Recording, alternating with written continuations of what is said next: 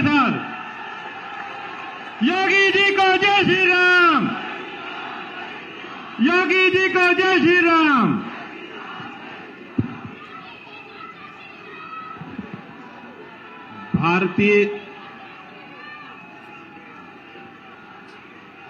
भारत माता की, भारत माता की, भारत माता की। वंदे वंदे वंदे। जगत जननी मां भगवती चंडी देवी और माता मनसा देवी के पावन दरबार को कोटि कोटि नमन करते हुए गुरुओं की साधना, उनकी भक्ति और शक्ति के इस अद्भुत संगम के चंडीगढ़ में आप सभी चंडीगढ़ वासियों का मैं हृदय से अभिनंदन करता हूं, स्वागत करता हूं। मंच पर उपस्थित भारतीय जनता पार्टी के प्रदेश के अध्यक्ष श्री जितेंद्र पाल मल्होत्रा जी, राष्ट्रीय उपाध्यक्ष सुश्री सरोज पांडे जी, माननीय सांसद श्रीमती किरण खैर जी, भारतीय जनता पार्टी के लोकप्रिय प्रत्याशी श्री संजय टंडन जी, उत्तर प्रदेश सरकार के पूर्व मंत्री और गाजियाबाद से जिन्होंने अभी चुनाव लड़ा है और वहां के भावी सांसद श्री अतुल गर्ग जी, भारतीय जनता पार्टी के उपाध्यक्षगण श्री रामवीर भट्टी जी, श्री शक्ति देवशाली जी, महामंत्रीगण श्री हुकुमचंद जी, श्री अमित जिंदल जी, मंच पर उपस्थित श्री विनोद शर्मा जी, कुलजीत संधू जी, और जिनके गाने ने पूरे देश में धूम मचा रखी है, ऐसे श्री कन्हैया मित्तल जी, उन्होंने 2022 में उत्तर प्रदेश विधानसभा के लिए गाना हनुमान जी की ही कृपा से रचित लिखा था, और वह गाना आज जहां कहीं भी मैं जाता हूं मुझे वही सुनाई देता है कि जो राम को लाए हैं। और उन्होंने मुझे बताया कि अभी आपको सुनाया है। मुझे यह भी पता लगा है कि बगल में ही उनका मोहल्ला भी है। ऐसे कन्हैया मित्तल जी, गोपाल शुक्ला जी हमारे पूर्वांचल प्रकोष्ठ के अध्यक्ष हैं, पूर्व senior deputy mayor Shri Dilip Sharma ji, Anil Dube ji, Harshankar Mishra ji, प्रदेश सचिव शशिशंकर तिवारी जी, नरेंद्र पांडे जी, और भारी संख्या में चंडीगढ़ में उपस्थित मेरे सभी उपस्थित बहन और भाइयों, मैं सबसे पहले आज आप सबके बीच में यहां पर मर्यादा पुरुषोत्तम भगवान श्री राम की पावन जन्मभूमि से आया हूं। आप सबको राम राम।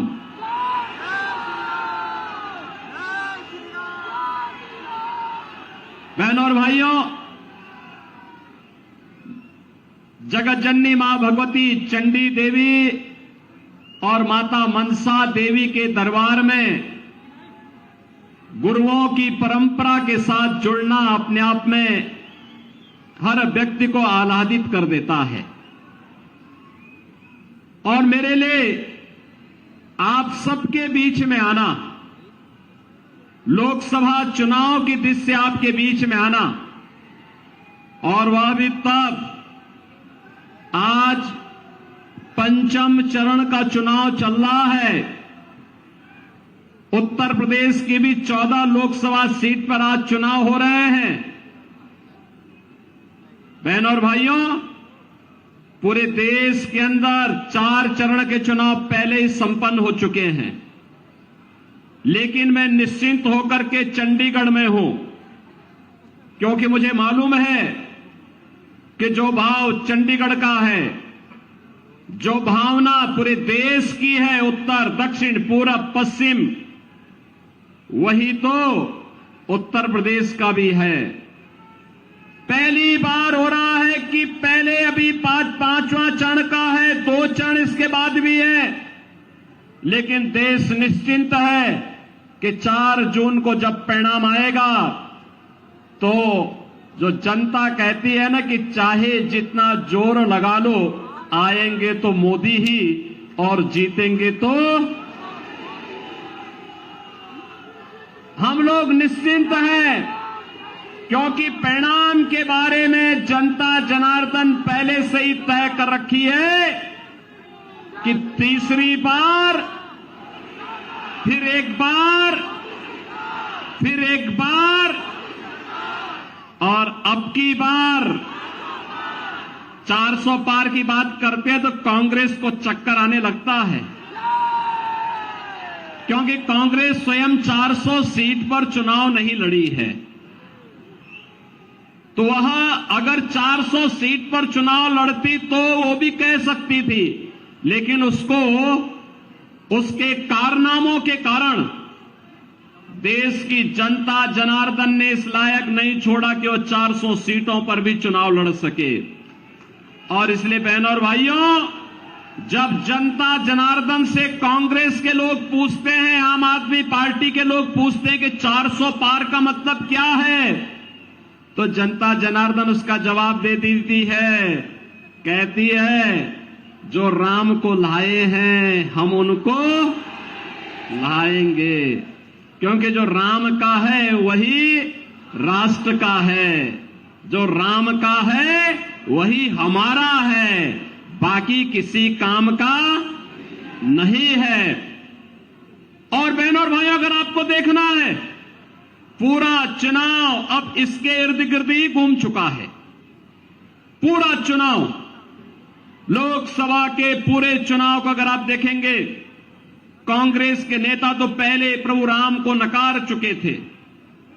पहले इन्होंने कहा था कि राम तो हुए ही नहीं, इन लोगों ने पहले ही कहा था। और अभी चुनाव के दौरान भी इनके एक बुद्धिदाता कह रहे थे भारत के अंदर राम मंदिर का निर्माण नहीं होना चाहिए था। हमने कहा भाई आपने बुद्धि कांग्रेस को दी होती तो कम से कम वो इटली में ही राम का मंदिर बना देते।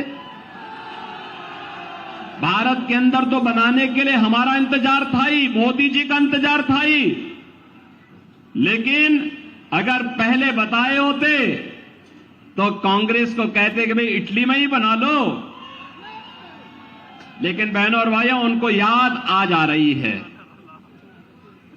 क्योंकि भगवान जब किसी की बुद्धि फेरते हैं तो उसको पहले उल्टी बुद्धि दे देते हैं, विनाश काले विपरीत बुद्धि। और ये आज कांग्रेस के अंदर आप देख सकते हैं, आज कांग्रेस उसी राह पर आगे बढ़ चुकी है। और इसके जितने भी अन्य सिपा सालार हैं, इनके सहयोगी दल हैं, वे भी राम मंदिर का विरोध कर रहे हैं। कोई कहता है राम मंदिर बेकार बना है, कोई कहता है राम मंदिर नहीं बनना चाहिए था। बहनों और भाइयों, कांग्रेस हो या इनके अन्य सहयोगी दल, ये पहले दिन से राम मंदिर का विरोध कर रहे हैं और कहते थे, पहले न्यायालय को भी धमकाते थे कि अगर राम मंदिर का फैसला हुआ तो दंगे हो जाएंगे, राम मंदिर का फैसला हुआ तो खून की नदियां बह जाएंगी। जब 2017 में मोदी जी के आह्वान पर भारतीय जनता पार्टी की सरकार उत्तर प्रदेश में बनी, लोगों ने पूछा कि क्या होगा, हमने कहा यूपी में अब दंगा नहीं होगा, कोई दंगा करेगा तो फिर उल्टा टांग देंगे उसको। और बहनों और भाइयों, आप तो सभी जाते होंगे, भाई देखो मेरा तो जन्म उत्तराखंड में हुआ था, मैं काम उत्तर प्रदेश में कर रहा हूं, पूर्वी उत्तर प्रदेश में काम कर रहा हूं, जो बिहार और उत्तर प्रदेश का जंक्शन है। हमारी बोली भोजपुरी है और उत्तर प्रदेश में आपने देखा होगा पिछले 7 वर्ष में कोई दंगा नहीं हुआ। और जिस दिन माननीय उच्चतम न्यायालय का फैसला आना था, लोगों ने कहा क्या होगा, लोग सशंकित थे। मैंने कहा भी देखो, एक तिनका नहीं हिलने वाला है, कोई एक तिनका नहीं हिला सकता है। आज का दिन इस ब्रह्मांड का सबसे शांत और सौहार्दपूर्ण दिन होगा। और बहनों और भाइयों, आपने देखा होगा उत्तर प्रदेश में दंगे समाप्त, और दंगे ही नहीं समाप्त हुए, अब तो उत्तर प्रदेश में सड़कों पर नमाज पढ़नी भी लोगों ने बंद कर दी है। अब तो उत्तर प्रदेश में मस्जिदों की मीनारों से माइक भी उतर गए हैं। वो कह रहे हैं भैया अब हम लोग भी शांति से रहना चाहते हैं। तो ये शांति और सौहार्द की भूमि आज उत्तर प्रदेश बनी है। और अब तो अयोध्या में रामलला विराजमान भी हो गए हैं। कौन ऐसा भारतीय होगा, बहनों और भाइयों, कौन ऐसा भारतीय होगा जो अपने आप को गौरव की अनुभूति न करता हो अयोध्या में रामलला के विराजमान होने के लिए। 500 वर्षों के बाद यह अवसर हमारे सामने आया है, और इसीलिए हर जन से एक ही स्वर उमड़ रहा है, और वह है कि जो राम को लाए हैं हम उनको, बहनों और भाइयों, हमारा भारतीय समाज कृतज्ञता ज्ञापित करना जानता है। और कृतज्ञता किस रूप में हम व्यक्त करते हैं, ये किसी से छुपा हुआ नहीं है। आपने देखा होगा, आप याद करिए बहनों और भाइयों, आप याद करिए, जब भी देश पर संकट आता है तो सबसे पहले देश छोड़ करके भागने वालों में राहुल गांधी का नाम आता है। कहीं भी कोई संकट आ जाए, यद्यपि ये देश को संकट देने वाले लोग ही हैं। इन्होंने समस्या दिया, इन्होंने आतंकवाद देश को दिया, इन्होंने नक्सलवाद देश को दिया, विरासत में इन्होंने भ्रष्टाचार देश को दिया, अराजकता देश को दी, और साथ साथ अव्यवस्था का जो आलम है। जब भी संकट आता है, मैं आपसे पूछना चाहता हूं, इस सदी का सबसे बड़ा संकट था कोरोना कालखंड। कोरोना के दौरान कहीं राहुल गांधी नजर आए थे क्या? चंडीगढ़ आए थे क्या? उत्तर प्रदेश में भी नहीं आए थे। उत्तर प्रदेश से वो सांसद थे उस समय, उत्तर प्रदेश में भी नहीं आए थे। और जब हम लोगों ने सभी सांसदों से बात करना प्रारंभ किया है, भाई हालचाल लें, भाजपा के सांसद, भाजपा के विधायक, भाजपा के कार्यकर्ता, मोदी जी ने तो सबको भाजपा के कार्यकर्ताओं से कहा था कि संगठन नहीं, सेवा ही संगठन है, सेवा का कार्य करना है। और बहनों और भाइयों, उस दौरान भारतीय जनता पार्टी के जनप्रतिनिधि, भारतीय जनता पार्टी के कार्यकर्ता जनता जनार्दन की सेवा में थे। मैं स्वयं मुख्यमंत्री के रूप में गांव-गांव जाता था, जनपद में जाता था। 1 करोड़ प्रवासी उत्तर प्रदेश में आए थे, जो बिहार जाने वाले थे, बंगाल जाने वाले थे, झारखंड, असम, उड़ीसा, मध्य प्रदेश, और फिर इधर से राजस्थान की ओर जाने वाले थे, उत्तराखंड जाने वाले थे। इन सब की व्यवस्था उत्तर प्रदेश में रह करके मैं कर रहा था। 14,000 बसेज मैंने लगवाई थी इसके लिए, उनको सुरक्षित उनके घरों तक पहुंचाने के लिए। बहुत सारे लोग मुझसे कहते थे कि लॉकडाउन है, आप ऐसे क्यों कर रहे हैं? हमने कहा भी देखो, ये सब हमारे नागरिक हैं, उनका अधिकार है, और जो भी करना पड़ेगा हम जान पल खेल करके उनकी सेवा करेंगे, उनको सुरक्षित स्थान पर पहुंचाने का काम करेंगे। और मैं धन्यवाद देना चाहूंगा चंडीगढ़ यूनिट को, खासतौर पर संजय टंडन जी को और उनकी पूरी टीम को। चंडीगढ़ में इन्होंने जिस प्रकार का अद्भुत कार्य किया था सेवा का, बहनों और भाइयों, वह अन्यत्र देखने को नहीं मिलता। बेहतरीन कार्य किया था। लगातार कई महीनों तक चंडीगढ़ भाजपा की यूनिट कोरोना कालखंड में हर जरूरतमंद को फ्री में लंगर करवाने का, भोजन करवाने का काम कर रही थी, उनकी सेवा के लिए समर्पित भाव के साथ काम कर रही थी। लेकिन बहनों और भाइयों, मैं आपसे पूछना चाहता हूं, कहीं राहुल गांधी आए होंगे? कहीं नहीं नजर आए होंगे। कहीं मनीष तिवारी नजर आए होंगे? कहीं नहीं नजर आए होंगे। क्योंकि ये तो सब उड़न खटोला है जी। आज आएंगे, फिर चुनाव लड़के, फिर गायब हो जाएंगे, फिर कोई अता पता नहीं होगा। और इसलिए बहनों और भाइयों, जो आपके संकट में आपके साथ नहीं हो सकता, जो आपके सुख दुख में आपके साथ नहीं खड़ा हो सकता, जो आपकी आस्था का सम्मान नहीं कर सकता, जो आपकी विरासत को सम्मान नहीं दे सकता है, जो आपके विकास के बारे में जिसके पास कोई विजन न हो और जो गरीबों के कल्याण का मार्ग प्रशस्त नहीं कर सकता है, उस व्यक्ति को जनप्रतिनिधि के रूप में चुन करके हम लोग स्वयं भी पाप के भागीदार कतई न बने। क्योंकि आपके द्वारा चुना गया वोट की ताकत, जो ताकत है आपके पास, ये ताकत आपको पाप का भी और पुण्य का भी भागीदार बनाता है। अच्छा जनप्रतिनिधि चुनते हैं तो पुण्य हमें प्राप्त होता है, लेकिन अगर गलत चुनते हैं तो उसके पाप में हम भी भागीदार हो जाते हैं। आपने देखा होगा, आज भारत यशस्वी बन रहा है, भारत के अंदर खुशहाली है, भारत का दुनिया के अंदर सम्मान बढ़ रहा है, भारत की सुरक्षा पुख्ता है, आतंकवाद और नक्सलवाद और अराजकता की समस्या का समाधान हुआ है, तो इसलिए हुआ है क्योंकि आपने मोदी जी को चुना था, मोदी जी को प्रधानमंत्री के रूप में चुना था। बहन और भाइयों, मोदी जी ने 10 वर्ष में देश की तस्वीर और तकदीर को बदल करके रख दिया है। आज कोई भी भारत पर गौरव की अनुभूति करता है। दुनिया में कोई संकट आता है, मोदी जी संकट मोचक के रूप में माने जाते हैं। उस समस्या का समाधान मोदी जी के पास है। भारत के अंदर इन समस्याओं का समाधान होता है। और अब तो मैं ये भी देखता हूं, पहले जब आतंकी विस्फोट होते थे, जगह जगह विस्फोट होते थे, निर्दोष भारतीय मारे जाते थे, कभी मुंबई का विस्फोट, कभी दिल्ली का विस्फोट, कभी राम जन्मभूमि पर आतंकी हमला, कभी काशी में संकट मोचन पर आतंकी हमला, कभी भोपाल का विस्फोट, कभी बेंगलोर का विस्फोट। मैं सांसद था और इसको संसद में मुद्दे को उठाते थे तो तत्कालीन कांग्रेस की सरकार क्या कहती थी? कहती थी कि आतंकवाद तो सीमा पार से है।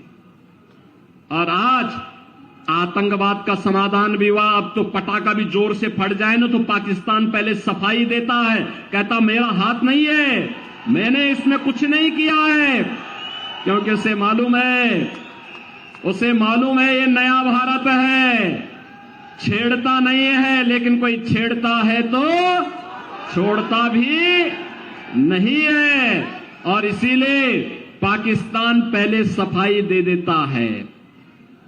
दम होनी चाहिए, और दम आज मोदी जी के नेतृत्व में भाजपा की सरकार ने दिखाने का काम किया है।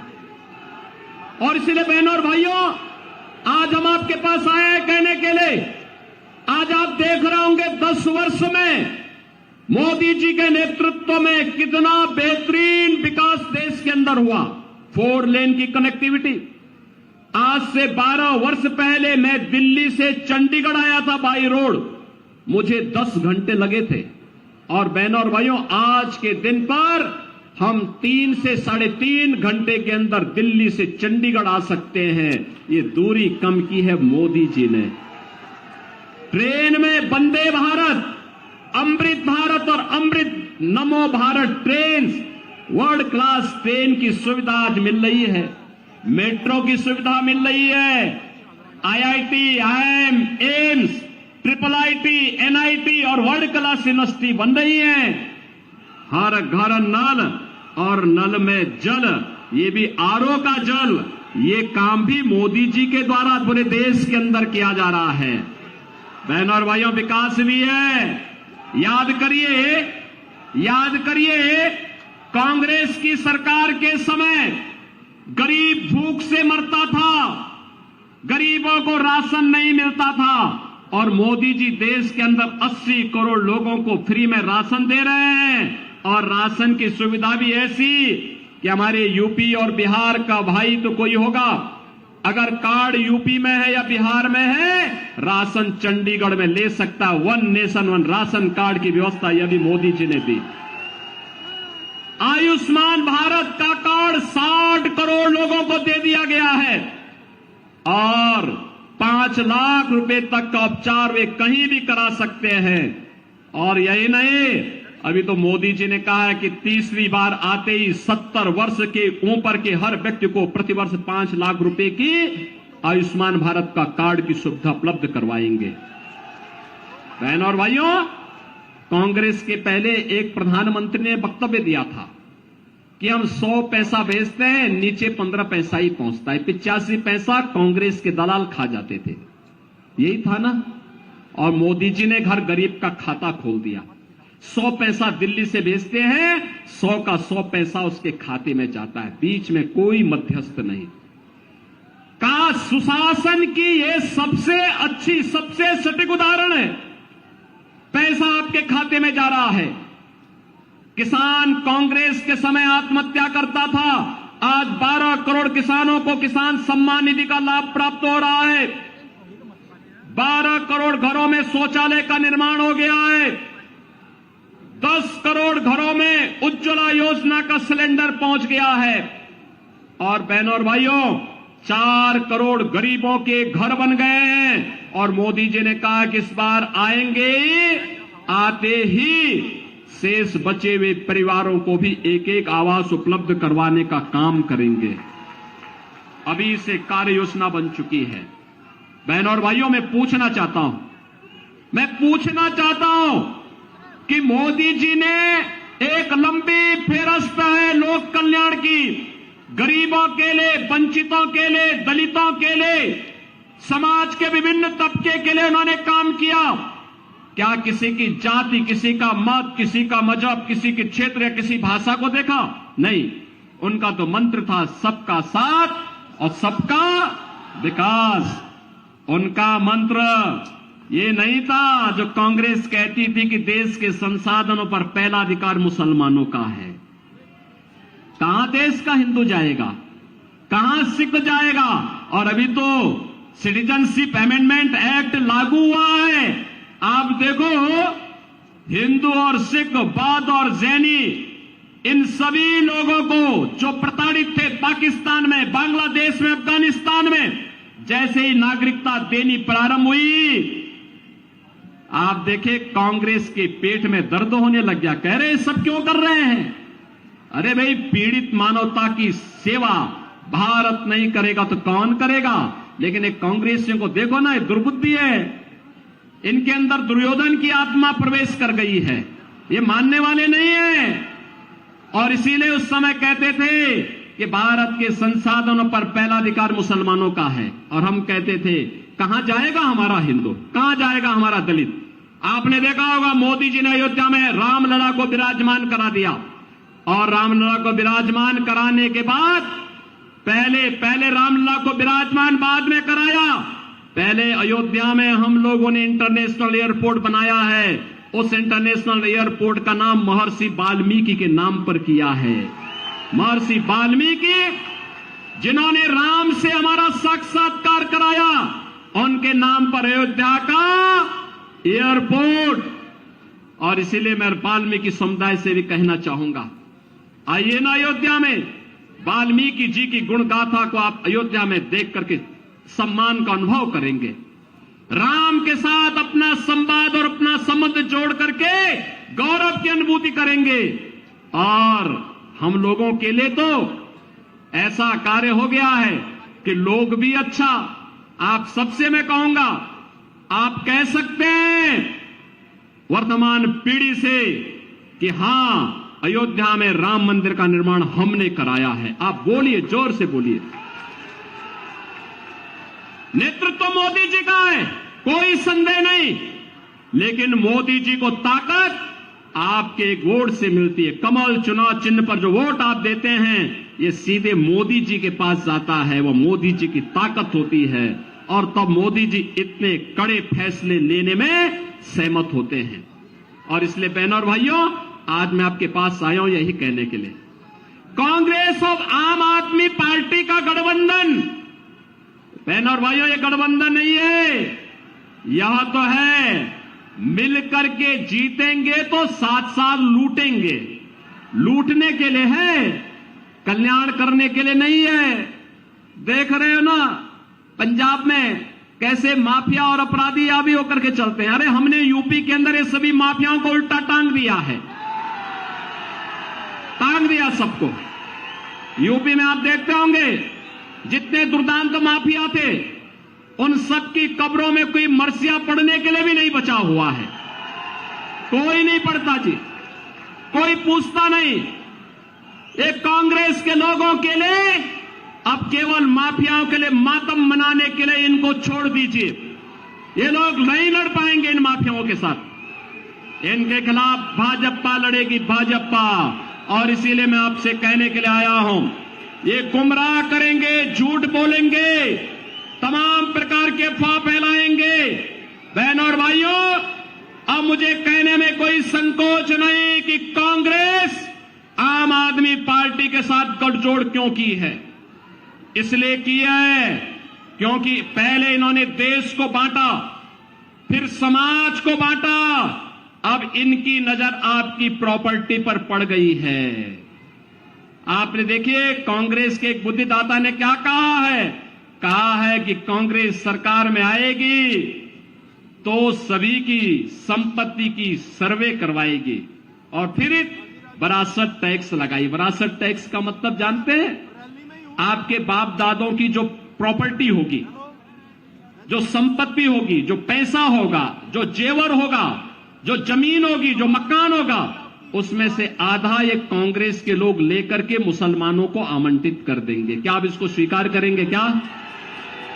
अरे ये तो इतिहास में हमने एक मुगल बादशाह का नाम सुना था, औरंगजेब का। औरंगजेब ने हिंदुओं पर जजिया कर लगाया था, कहा था या तो इस्लाम स्वीकार करो और नहीं तो जजिया कर दो। बहनों और भाइयों, औरंगजेब कोई मुसलमान भी, सभ्य मुसलमान भी अपने पुत्र का नाम औरंगजेब नहीं रखता, क्योंकि औरंगजेब ने सबसे पहले अपने भाई की हत्या की सत्ता के लिए और फिर अपने बाप को ही जेल के अंदर डाल करके पानी के एक बूंद के लिए तरसाया था, एक बूंद के लिए तरसाया था और अपने आप सत्ता पे कब्जा कर लिया था। हिंदुओं के मंदिर तोड़े, उसके खिलाफ उस समय हिंदू राजाओं ने छत्रपति शिवाजी महाराज के नेतृत्व में एक बड़ी लड़ाई लड़ी थी। गुरुओं ने बड़ी लड़ाई लड़ी थी, सिख गुरुओं ने उसके खिलाफ लड़ाई लड़ी थी। कश्मीर के हिंदुओं को बचाने का काम गुरु तेग बहादुर जी महाराज ने उस कालखंड में किया था। बहनों और भाइयों, आज मैं आपसे कहने के लिए ही आया हूं, ये कांग्रेस के अंदर औरंगजेब की आत्मा घुस चुकी है। हमें देश के अंदर दूसरा औरंगजेब नहीं पैदा होने देना है। ये भारत, एक भारत श्रेष्ठ भारत तो मोदी जी ने 10 वर्ष में बनाया है। हमें भारत को अब आत्मनिर्भर और विकसित भारत बनाने के मोदी जी के संकल्प के साथ जुड़ना है, जिससे हर नौजवान के हाथों को रोजगार दे सके, हर व्यापारी और बेटी की सुरक्षा सुनिश्चित कर सके, प्रत्येक नागरिक के चेहरे पर खुशहाली ला सके। इसके लिए भाजपा आवश्यक है और इसीलिए मैं चंडीगढ़ में आया हूं कि मोदी जी को तीसरा कार्यकाल दीजिए।